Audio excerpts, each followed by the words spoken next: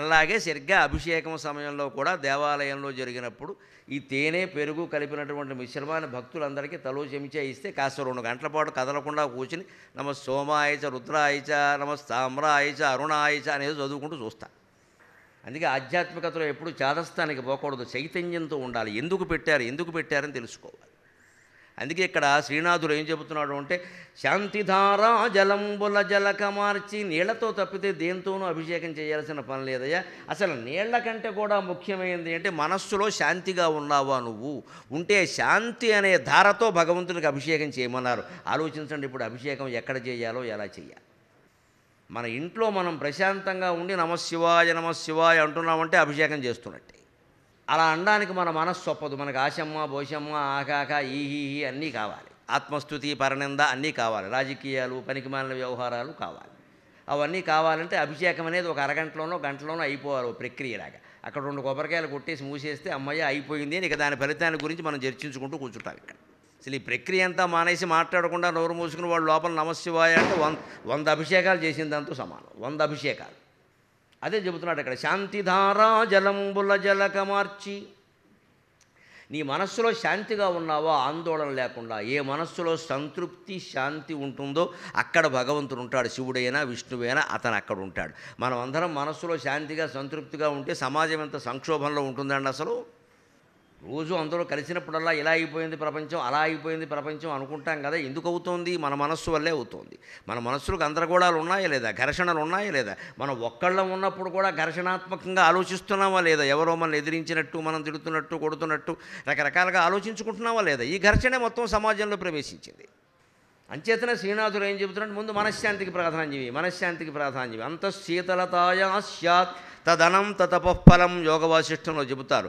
కొన్ని వేల జన్మలు వేల ఏళ్ల పాటు ఒంటికాల మీద నిలబడు చేసి తపస్సు చేసిన దాని ఫలం ఏమిటంటే మనస్సు చల్లగా ఉండడం, అంతకంటే ఏం లేదని చెప్పి. అంతఃశీతలత, నీ మనస్సు చల్లగా ఉందా, హాయిగా ఉంటున్నావా, ఇంట్లో ప్రశాంతంగా ఉన్నావా, ఏ గొడవ లేకుండా రొసరొసలు ఆడిపోతూ లేవు కదా.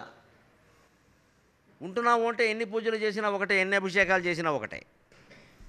ముందు మనశ్శాంతి కోసం చూసుకోవాలి, అప్పుడు కానీ మిగిలిన ఫలితాలు రావు. శాంతిధారా జలంబుల జలక మార్చి భవుని పూజించే భావ పుష్పముల భక్తి. అక్కడ పుష్పాలు పెట్టేట గుణనిధి కుబేర రూపంలో. ఏ పుష్పాలు పెట్టేట? ఆలోచన అనే పుష్పం పెట్టేట. ఆశ్చర్యకరమైన విషయం ఇది. భావ పుష్పాలు. శివుడికి ఆ పువ్వు ఇష్టమా ఈ పువ్వు ఇష్టమా అని మనం ఆలోచిస్తాం. అసలు ఏ పువ్వు ఇష్టమని ఆలోచించకంటే పొరపాటున మొగల పువ్వు పెడతావేమో అని ఎంత జాగ్రత్త తీసుకుంటామో, కొంపలు అంటుకుపోయినట్టు. కానీ మొగల పువ్వుని ఆయన ఎందుకు వ్యతిరేకించాడనే విషయం మనం పట్టించుకోవాలని చాలా తెలివైన వాళ్ళం మనం. అబద్ధం ఆడొద్దు అనే కథ పక్కకి వెళ్ళిపోయింది. మొగల పువ్వు పెట్టద్దు, ఆవు ముఖం చూడొద్దు, ఈ 2 మిగిలే మనకి. ఆవుకి ఎందుగా శిక్ష వేశారు, మొగల పువ్వుకి ఎందుగా శిక్ష వేశారు అంటే అబద్ధం ఆడినందుకు. అంటే మనం జీవితంలో పాటించాల్సింది అబద్ధం ఆడకుండా ఉండడమా, వారి మొహం వీరి మొహం చూడకుండా ఉండడమా. ఈ భౌతిక ప్రక్రియకి మనం ప్రాధాన్యం ఇస్తామండి. ఆధ్యాత్మికత వెనకాల ఉండే చైతన్యాన్ని వదిలేస్తాం. చాలా తెలివిగా చేస్తాం. ఇది అజ్ఞానం అనుకో దయచేసి. చాలా కన్వీనియంట్లీ ఎస్కేపింగ్ అంటారు దీన్ని ఇంగ్లీష్లో. సుఖంగా ఎగ్గొట్టేస్తాయి, ఎందుకంటే అది మనకి ఇష్టం లేదు. శాంతిధారా జలంబుల జలక మార్చి భవుని పూజించే భావ పుష్పముల భక్తి అతి విశుద్ధ మనోవృత్తి యజ్ఞదత్తి. ఆలోచనలనే పుష్పాలతో భగవంతుడిని పూజించడం అంటే ఏమిటండి? ఆలోచనలు ఆయన పాదపద్మాల దగ్గర పెట్టడం. పువ్వులు ఎక్కడ పెడతాం మనం? భగవంతుడి పాదాల దగ్గర పెడతాం. మన ఆలోచనలన్నీ ఆయన పాదాల మీద ఉండాలి. వేరే విషయం ఏది ఆలోచించొద్దు. దీపం పెట్టినా సరే, పూజ చేసినా సరే, ధ్యానం చేసినా సరే, పారాయణ చేసినా సరే, ఆలోచనను ఆయనకి సమర్పించాలి అంటే ఆలోచించకుండా ఉండాలి. ఆలోచన ఆపడం చాలా కష్టం అంటాం. నిజమే, చాలా కష్టం. ఆలోచన ఆపడం చాలా కష్టం, ఎందుకంటే ఆలోచనే మనం. మనస్సు ఎప్పుడు చిన్నపిల్లాడు లాంటిది. చిన్నపిల్లాడు అటు తిరుగుతాడు ఇటు తిరుగుతాడు, వాడిని కట్టేయాలంటే చాలా ఇబ్బంది. ఓ చోట ఉండమంటే ఉండడు. పైగా ఏదైనా కొంచెం ప్రమాదం ఉందని ఆ గదిలోకి వెళ్ళొద్దాం అనుకో, మనం లేకుండా చూసి ఆ గదిలోకే పెడతాడు. ఒకవేళ వాడు ఎక్కడికైనా వెళ్ళకూడదంటే ఆ విషయం వాడికి చెప్పకుండా మనం జాగ్రత్త పడడం మంచిది. చెప్పామంటే వాడు ఏదో సమయంలో వెళ్ళిపోతాడు. చిన్నపిల్లాడి తత్వం. మన మనస్సు అంతే. ఎన్ని ఏళ్ళు వచ్చినా అంతే, 80 ఏళ్ళు వచ్చినా అంతే, చిన్నపిల్లాడిగానే ఆలోచిస్తాడు. చిన్నపిల్లాడు ఆడుకుంటాడు, బొమ్మలు కావాలి, తప్పదు. వాడికి ప్రమాదం జరగకుండా ఉండాలి, మంచి కాలక్షేపం ఉండాలంటే మనం ఏం చేస్తాం? వాడికి నచ్చే బొమ్మల్లోనే ప్రమాదం కాని బొమ్మలను కొన్ని ఎంపిక చేసి వాడి దగ్గర ఇచ్చి కాసేపు ఆడించి వాడిని ఆడుకోమని చెబుతాం. అలాగ మన మనస్సును కూడా కాస్త దాని ఆ పద్ధతిలో పెట్టాలి అంటే దానికి ఎలాగో ఏదో ఒకటి ఆలోచించక తప్పదు. కాబట్టి దిక్కుమాలిన మనస్సా, ఎందుకు అనవసరమైన విషయాలు ఆలోచిస్తావు, నమశివాయ అని ఓ తాడు ఇస్తున్నాడు నీకు, ఓ బొమ్మ, దాంతో ఆడుకో దాంతో ఆడుకో దాంతో ఆడుకో అని ఎప్పటికప్పుడు ఆ మనస్సును మనం గమనిస్తూ పక్కకి వెళ్ళినప్పుడల్లా మళ్ళీ నమశివాయ, పక్కకి వెళ్ళినప్పుడల్లా మళ్ళీ నమశివాయ అని వెనక్కి లాక్కొచ్చి ఆ పంచాక్షర మంత్రాన్ని బాగా అలవాటు చేస్తే అది భావపుష్పాలతో భగవంతుడికి చేసే ఆరాధన. నిరంతర స్మరణ దాన్ని మించింది లేదండి. మీరు చేసి చూడండి. నిరంతర స్మరణ అనేది వీలైనంతసేపు చేసి చూడండి. అనుకోకుండా శుభాలు జరుగుతాయి, అశుభాలన్నీ వెనక్కి వెళ్ళిపోతాయి. మీరేం ప్రయత్నం చేయక్కర్లేదు, ఏ ఆందోళన అవసరం లేదు. అసలు అది మన దగ్గరికి రాదు. అసలు ఆ సమస్య మన దగ్గరికి రాదు. శివుడు ఉన్న చోటికి సమస్యలు రావు. ఎందుకంటే ఆయన మూడో కంటితో చూస్తాడు, మనం రెండు కళ్ళతోనే చూస్తాం. మూడో కంటితో చూస్తే భస్మం అయిపోతుంది. ఆ శివుణ్ణి మన దగ్గర పెట్టుకోవడానికి చాలా సులభమైన ఉపాయం ఏమిటి అంటే ఈ మనస్మరణ. కొంచెం జటిలమైన ఉపాయం ఏమిటి అంటే మొత్తం గుళ్ళు గోపురాలు తిరుగుతూ కూర్చోవడం, అందులో మళ్ళీ పుణ్యక్షేత్రాలు, మళ్ళీ ప్రాధాన్యాలు, కాశీకి పుణ్యం వేరు, శ్రీశైలం పుణ్యం వేరు, లెక్కలేస్తూ కూర్చోవడం. ఈ లెక్కలు ఎప్పటికీ తెమలవు. పైగా ఈ లెక్కలో చాలా అహంకారాలు ఉంటాయి. నేను ఏటా కాశీ పెడతానంటాడు. ఎందుకు ఆర్టీసీ బస్ స్టాండ్కి వెళ్ళడానికి దీనికి తేడా ఏం లేదు. ఎందుకు ఏటా కాశీ వెళ్ళడం పని లేక? చేసే పనే లేదనమాట. చేసిన మంచి పని ఒక్కటి చెప్పడు, దాన ధర్మాలు చెప్పడు, ఏటా కాశీ పెడతా. ఎందుకు? కాశీ వెళ్ళినా ఇక్కడ ఇంటికి వచ్చినా కసురుకోవడం మానలేదు. ఇక్కడ మామూలే. పైగా కాశీ పెడుతుంటే అడ్డం వచ్చామంటాం. అసలు వెళ్ళడం ఎందుకు? 9 రోజులు ఉండడం ఎందుకు? వెళ్ళాక మానుకోవలసింది ఈ ప్రక్రియ ఏది అసలు మనం ఆలోచించాం. వెళ్ళడమే గొప్ప మనకే. ఇదే అజ్ఞానం అంటే ఇదే, చేతస్థం అంటే ఇదే. 9 రోజులు ఉన్నాము అంటే ఖచ్చితంగా ఏం చేయాలో శంకరాచార్య వేదాంత రెండుమలో చెబుతారు. షణ్నిఖత్యా త్రయం హిత్వా ద్వయం హిత్వా అఖిలాతికం ఏకం బుద్ధ్వా అశ్నుదేమోక్షం ఇది వేదాంతరిండిమఖ. 6 రోజుల్లో అరిషడ్ వర్గాలు వదిలేయమని చెప్పారు. కామక్రోధ లోభమోహ మతమాశ్చర్యాలు 6 రోజుల్లో వదలగలవా, 6 జన్మల్లో వదలగలవా, ప్రయత్నం చేయి. 6 అంకెకి అర్థం అది. ఆ పైన 3 అంటే త్రిగుణాలు, సత్వరజస్తమో గుణాలు. ఈ 6 శత్రువుల్ని 6 గుణాలని వదిలేయగలిగితే 9 రోజులు లెక్క. అది 9 రోజులు పడుతుందా, 9 నెలలు పడుతుందా, 9 జన్మలు పడుతుందా అంటే శివుడికి తెలియదు, మనకేం తెలుస్తుంది. ఇది 9 రోజుల వ్యవహారం. 9 అంటే అర్థం అది స్పష్టంగా చెప్పారు. షణ్నిఖత్య, ముందు 6 సంహరించు. కామం, క్రోధం, లోభం, మోహం, మదం, మాత్సర్యం ఎక్కడెక్కడ వస్తున్నాయో గమనించుకో. వచ్చిన ఆలోచన వచ్చినట్టే తుంచేయి. ఏదొచ్చినా సరే దాన్ని ఎదగనీయకు, పెరగనీయకు. బలవంతంగా అడ్డుకోవాల్సిన పనిలే, పట్టించుకోకుండా ఉంటే చాలు. ఆలోచనలు ఎప్పుడూ అతిథులు లాంటివి, పట్టించుకుంటే ఉంటాయి, పట్టించుకోకపోతే వెంటనే వెళ్ళిపోతాయి. మన ఇంటికి చుట్టాలు వచ్చారు, పట్టించుకుంటే 4 రోజులు ఉంటారు. మొదటి రోజు కాఫీ ఇచ్చిన తర్వాత పట్టించుకోకపోతే సాయంత్రం వెళ్ళిపోతారు. అప్పుడు ఆ ఆలోచనలు భగవంతుడి ముందు పెట్టడం అంటే ఆలోచన లేకుండా చేసుకోవడం భావపుష్పముల భక్తి. ఆలోచనే లేకుండా చేసుకోవడం. అలా చేసేట ఎలా చేయగలిగట్ట చివరి పాదంలో చెబుతున్నాడు. అతి విశుద్ధ మనోవృత్తి యజ్ఞదత్తి. చిత్తశుద్ధి కారణంగా ఈ పని చేయగలిగాడు. విశుద్ధ మనోవృత్తి అంటే అర్థం అది. చిత్తశుద్ధి కారణంగా ఈ పని చేయగలిగాడు. మనం ఈ దీపాల వల్ల, స్నానాల వల్ల, పూజల వల్ల, యాత్రల వల్ల, తీర్థాల వల్ల మనం ఎక్కువలో ఎక్కువ పొందగలిగే ప్రయోజనం ఏమిటంటే చిత్తశుద్ధి. మోక్షం మాత్రం రాదు. మనం అనుకుంటాం చిత్తశుద్ధి అంటే మంచి ఆలోచనలు ఉండడం, మంచి ఆలోచనలు ఉండడం కాదు. ఏ ఆలోచన లేకపోవడం చిత్తశుద్ధి. శుద్ధి అంటే మొత్తం ఖాళీ. చిత్తశుద్ధి అంటే చిత్తాన్ని ఖాళీ చేయడం. ఎందుకంటే మనం చేసినటువంటి ప్రతి పనిని మనం జ్ఞాపకం రూపంలో మనసులో పెట్టుకుంటూ ఉంటామండి. మనం ఆలోచించినప్పుడు తర్క వితర్కాలు చేస్తామే, అవును కాదు అంటూ, అప్పుడు అది మనస్సు. ఏదో ఒకటి చెయ్యాలని నిర్ణయించుకొని ఒక నిశ్చయానికి వస్తామే, అప్పుడు దాని పేరు బుద్ధి. ఒకే పదార్థం, పేరు మారుతుంది. పెళ్లి కాకముందు కన్య అంటాం, పెళ్ళి అయితే ముత్తైదువ అంటంలో ఆవిడే. మనిషి ఏం మారలేదు, స్థితి మారింది. ఎందుకని పేరు మార్చామా లేదా? గంగానదిని పైన ఉంటే మందాకిని అన్నావు, భూలోకానికి వస్తే భాగీరథి అన్నావు, పాతాళానికి వెడితే భోగవతి అన్నావు. గంగానదిగా ఆవిడ పవిత్రత మారలేదు, రూపం మారలేదు, స్థానాన్ని బట్టి మారింది. ఇది అంతే. ఆలోచనలు అవునా కాదా, మంచిగా చెడ్డ అని తర్కిస్తున్నప్పుడు దాని పేరు మనస్సు. ఒక నిశ్చయానికి వచ్చాక దాని పేరు బుద్ధి. దాన్ని ఆ చేసిన పనిని వదిలేయకుండా మళ్ళీ లోపల కుక్కుతూ ఉంటామే, దాని లోపల పెట్టుకుని ఎవరన్నా రాగానే ఇందాక ఏం జరిగిందో తెలుసా, ఇదే పెద్ద పెంట. ఇప్పుడు తెలవాల్సిన అవసరం లేదు, ఆయన మనం అడగలేదు ఆ విషయం. ఎందుకంటే మనం గొప్ప చెప్పాలి అక్కడ. అదే అవమానం జరిగితే చెప్పం, ఎవడో వచ్చి గోమ్మే కొడితే చెప్పం. అంచేత చిత్తశుద్ధి అంటే మొత్తం చిత్తంలో ఆలోచనలన్నీ బయట పెట్టేయడం, తీసేయడం. అంతేగాని మళ్ళీ మంచి ఆలోచనలు ఉండడం కాదు. ఈ యాజ్ఞదత్తి కుబేరుడుగా ఉన్నవాడు అన్ని ఆలోచనల్ని బయట పెట్టేశాడు. అంచేత శివ పూజలో మనం భగవత్ పూజలో పాటించవలసింది ఏమిటంటే ఈ చిత్తశుద్ధి. అన్ని ఆలోచనలు పక్కన పెట్టేసి భగవత్ పూజ చేయాలి. ఏదో మనసులో పెట్టుకుని బాధపడుతూ ఇది అవుతుందో అవదో, నేను కుడివైపు దీపం పెట్టా, ఎడమవైపు దీపం పెట్టా, శుక్రవారం తీసేసాను, పొరపాటున నిర్మాల్యం కొంపలంటూ. అమ్మవారంత రాక్షస నాకు అర్థం కాదు. కక్ష కడుతుందా ఆవిడ? శుక్రవారం తీసావు చంపేస్తానని చెబుతుందా? దాన్ని అన్ని శంకలు పెట్టుకుంటామండి మనం మనసులో. మంగళవారమా, శుక్రవారమా, సతంతువా, వితంతువా, ఎన్ని గొడవలో ఇవన్నీ పెట్టుకుంటాం. అసలు అందుకని ఆ నిర్మాల్యం ఎందుకు, పూజ ఏమిటి అని ఆలోచించి చేయి మనం. నిన్నటి పూజ చేసిన నిర్మాల్యం తీసేస్తే కానీ దేవుడి విగ్రహం కనపడదు కదా, మనందరికీ తెలుసు. దేవుడికి పూజ చేశామండి, 4 పువ్వులు ఆకులు వేసామండి, ఆ విగ్రహం కాస్త కప్పినట్టుగా అయిపోయిందండి, అది నిర్మాల్యం అంటాం మనం. మర్నాడు పొద్దున్న అవి తీసేస్తే కానీ దేవుడు కనపడ్డ కదా. అంచేత నిర్మాల్యం తీస్తే కానీ దేవుడు కనపడ్డం అంటే నిర్మాల్యం అంటే ఏమిటి? నిన్నటి జ్ఞాపకాలు తొలగిపోతే కానీ ఆత్మలో ఉండే శివలింగం కూడా కనపడదు. ఆ నిన్నటి జ్ఞాపకాలే నిర్మాల్యం. నిన్న చేసిన పూజే నిర్మాల్యం, నిన్నటి జ్ఞాపకాలే నిర్మాల్యం. గుండెల్లో ఉండేటువంటి, హృదయంలో ఉండే శివుడు ఉన్నాడే, ఆయన శివలింగమే. ఆయనకి మనం ఆలోచనతో పూజ చేయాలి. అంటే ఎప్పటికప్పుడు కొత్త ఆలోచన, నిన్నటి జ్ఞాపకాలు తీసేయి. ఆ జ్ఞాపకాలను ఎంత తొలగించుకోగలిగితే భగవత్ సాక్షాత్కారం అంత తొందరగా కలుగుతుంది. అందుకని భగవతత్వాన్ని తెలుసుకోవడం చాలా కష్టమని ఎందుకంటారు అంటే, మనకు అహం అనేది అడ్డంగా ఉంది అక్కడ. అందుకే అమ్మవారే చెబుతుంది స్వయంగా.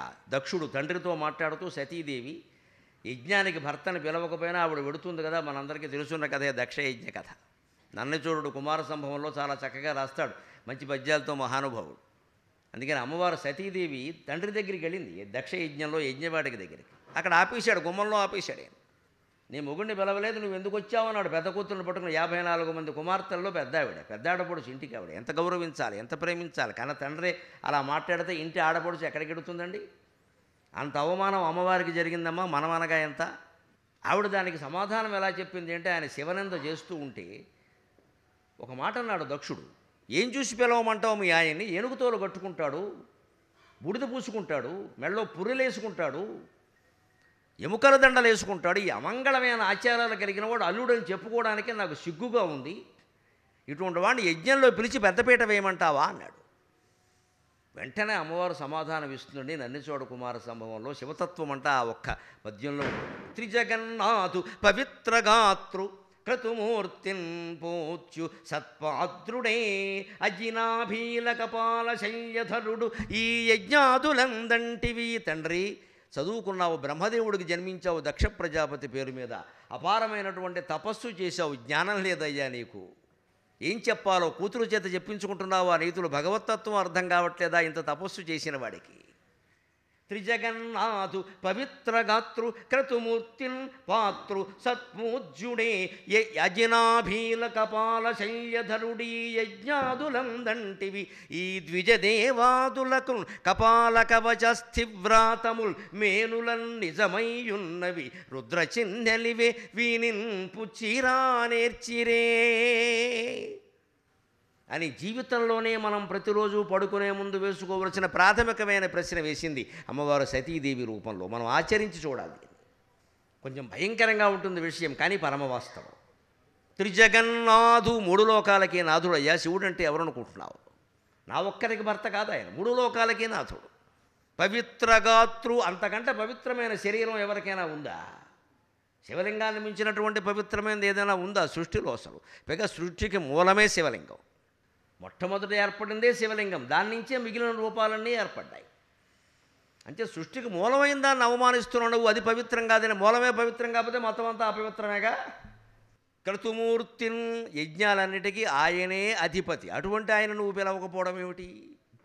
యజ్ఞాలకి శివుడు అధిపతి అయితే దక్ష ప్రజాపతి ఏమన్నా అజ్ఞాన అండి? ఎందుకు పిలవలేదండి?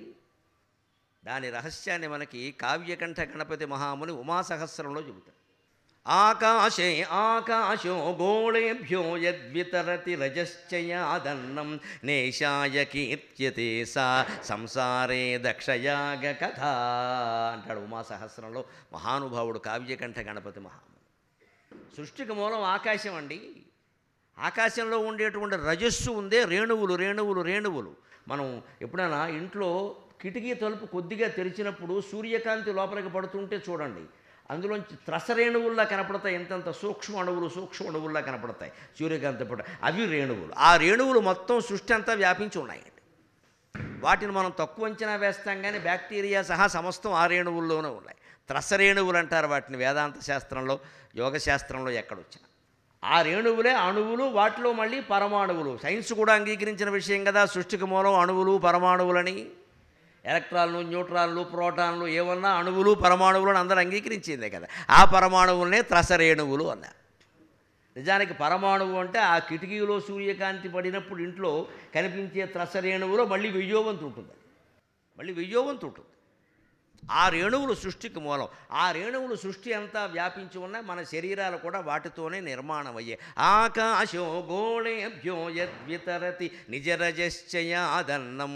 అనంతకోటి బ్రహ్మాండాలు అంటే ఒక్కొక్క బ్రహ్మాండంలో మళ్ళీ భూలోకంతో సహా కింద 7 లోకాలు, పైన 7 లోకాలు, 14 లోకాలు ఉన్నాయి. భూలోక, భువర్లోక, సువర్లోక, మహాలోక, జనోలోక, తపోలోక, సత్యలోకాది ఊర్ధ్వలోకాలు. అలాగే అతల, వితల, సుతల, తలాతల, రసాతల, మహాతల, పాతాళాది అధోలోకాలు 14 లోకాలు ఉన్నాయి. ఇవన్నీ గోళాలే కదండి. ఇప్పుడు సైన్స్ ప్రకారం కూడా రూఢైన విషయమే కదా, అన్నీ గోళాలే. ఈ గోళాలే మన గందరగోళాలు అయ్యే చివరికి. ఈ గోళాలన్నీ రేణువులతో, అణువులతో నిర్మాణమైనవే. ఇవన్నీ ఆకాశంలో ఉండే అణువులే. అంచేత మొత్తం సమస్తమంతా సృష్టి ఈశ్వరమయమే. నిజరజశ్చయాదన్నం. వాటిని పోషణ అంతా కూడా ఈ రేణువుల ద్వారానే ఆకాశం చేస్తుంది. ఆకాశమే దక్షుడు, ఆకాశమే ప్రజాపతి, ఆకాశమే దక్షుడు. ఎందుకంటే దక్షుడు విష్ణు భక్తుడు.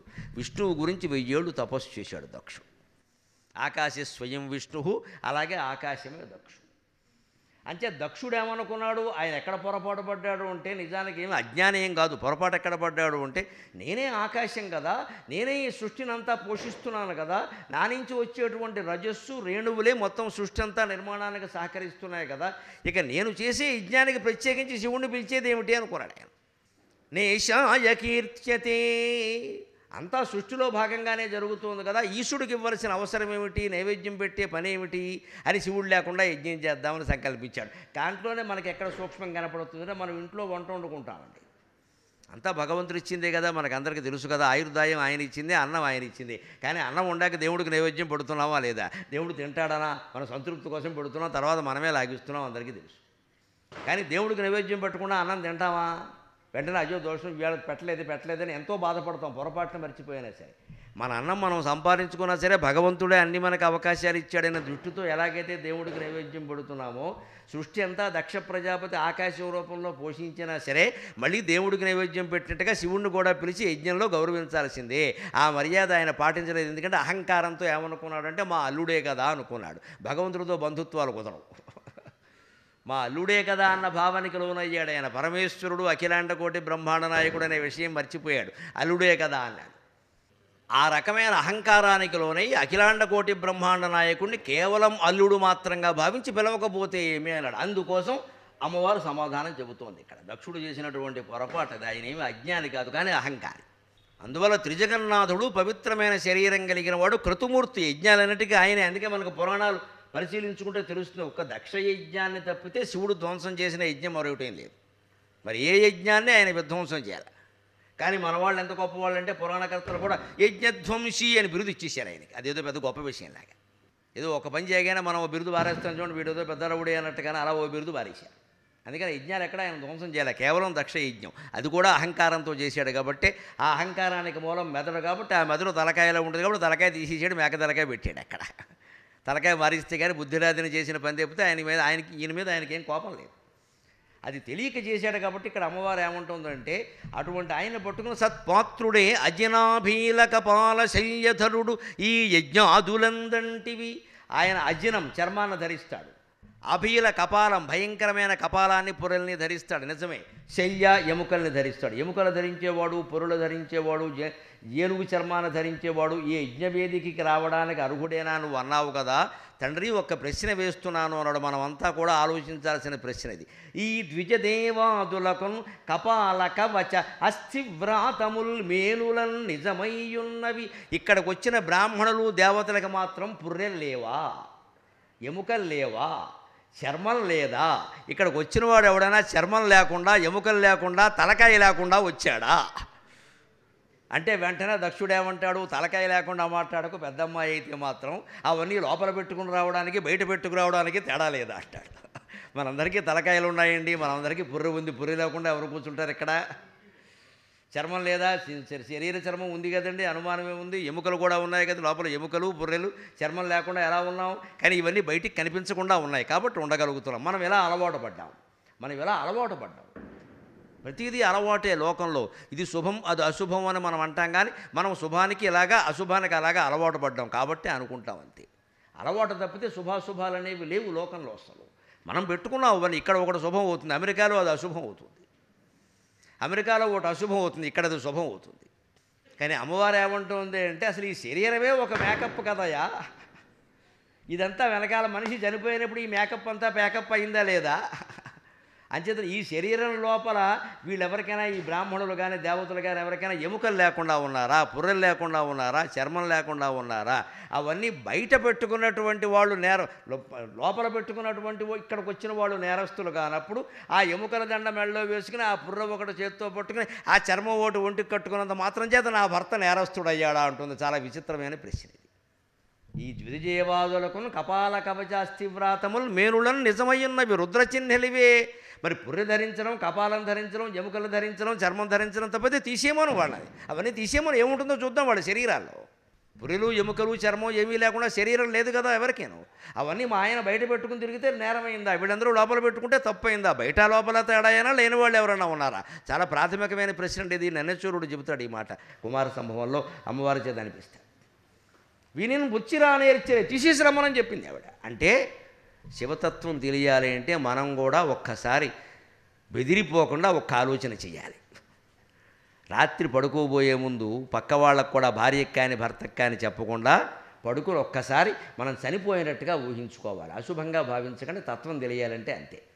చనిపోయినట్టుగా భావించుకోవాలి. 50 ఏళ్ళు దాటిన వాళ్ళైనా ఈ ఆలోచన చేయాలి. మనం చనిపోయామనుకో ఒక్కసారి ఈ శరీరాన్ని ఏం చేస్తారు, ఎవరెవరు వస్తారు, ఎవరు ఏ రాగంలో ఏడుస్తారు, కళ్యాణి రాగంలో ఎవరు, భీంప్లస్ రాగంలో ఎవరు, మధ్యలో అట్టిపళ్ళు తింటూ ఎవరు ఏడుస్తారు, టీ తాగుతూ ఎవరు ఏడుస్తారు, వీలునామా చదువుకుంటూ ఎవరు ఏడుస్తారు, ఎల్ఐసి ఫైల్స్ కోసం ఎవరు ప్రయత్నం చేస్తారు, అసలు చుట్టాల్లో ఎవరెవరు వస్తారు, ఎవరు రారు, ఇందులో కుమారులు ఎలా ఉంటారు, కుమార్తెలు ఎలా ఉంటారు ఆలోచించాలి. అప్పుడే జీవితం అంటే ఏమిటో అర్థమవుతుంది. మనం ఆలోచించడానికి భయపడిపోతాం.